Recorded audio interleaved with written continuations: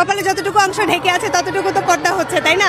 আমার মনে হয় পুরো মুখ জুড়ে টিপ পরা উচিত, হুজুরদের আরো সাপোর্ট করা উচিত যে বেশি বেশি টিপ পরেন, এইটুকু তো পর্দা হচ্ছে, যারা একেবারে পর্দা করছে না তাদের জন্য। এবং এই মহিলার নামে মামলা হওয়া উচিত যে মহিলা পহেলা বৈশাখে গিয়ে পর্দাকে অবমাননা করে কথা বলেছে। এক মহিলা পহেলা বৈশাখে টিপ পরে সে বলতেছিল যে অন্তত টিপের জায়গাটা তো পর্দা করা হয়েছে, এটা তো ঢেকে আছে। তাহলে মোলামা তো আমাদেরকে অ্যাপ্রিশিয়েট করা দরকার যে যদি আরো বেশি টিপ পরা হয় তাহলে তো পুরো চেহারাটা ঢেকে যাবে।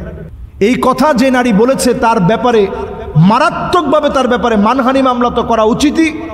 ইসলামকে ব্যঙ্গ করার কারণে তার ব্যাপারে অনতিবিলম্বে সিদ্ধান্ত নেওয়া উচিত, কারণ সে সরাসরি ইসলামের বিপক্ষে হিজাবের মতো পর্দার মতো ফরজ একটি বিধানের ব্যাপারে সে কিন্তু ঠাট্টা মস্করা করেছে।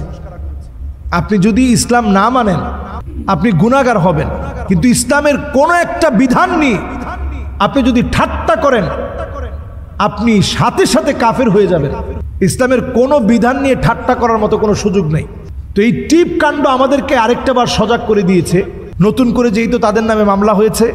এবং এই মহিলার নামে মামলা হওয়া উচিত যে মহিলা পহেলা বৈশাখে গিয়ে পর্দাকে অবমাননা করে কথা বলেছে। আমরা আরো দেখেছি এমন কিছু ছেলে যারা ইয়াতা আন্নাস মহিলা সাজার চেষ্টা করেছে, আবার কিছু মেয়েদেরকে আমরা দেখেছি ইয়াতারাজ্জাল যারা পুরুষ সাজার চেষ্টা করেছে। এটা কিয়ামতের একটা আলামত। কিয়ামতের আগে মেয়েরা পুরুষ সাজবে, পুরুষরা মেয়ে সাজবে। এখন বিভিন্ন দেখবেন বিভিন্ন শোতে ছেলে মেয়ে সাজতেছে, মেয়ে ছেলে সাজতেছে, এমনকি ছেলে হওয়ার পরেও অন্তর্বাস পড়ছে।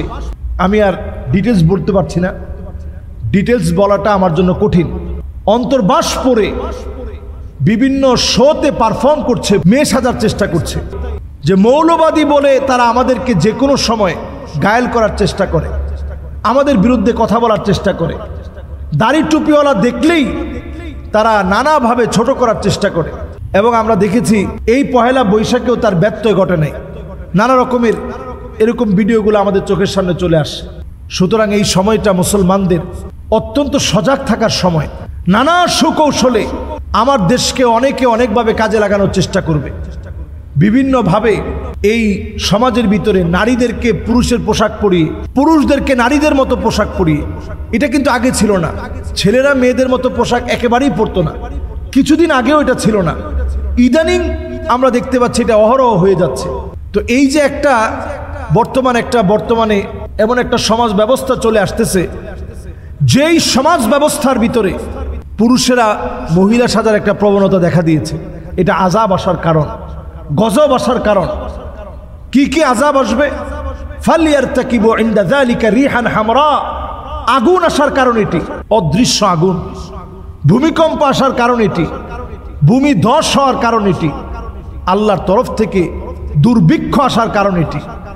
এজন্য আমরা আমার জাতিকে সজাগ করার, আমরা আমাদের জাতিকে সজাগ করার চেষ্টা করছি।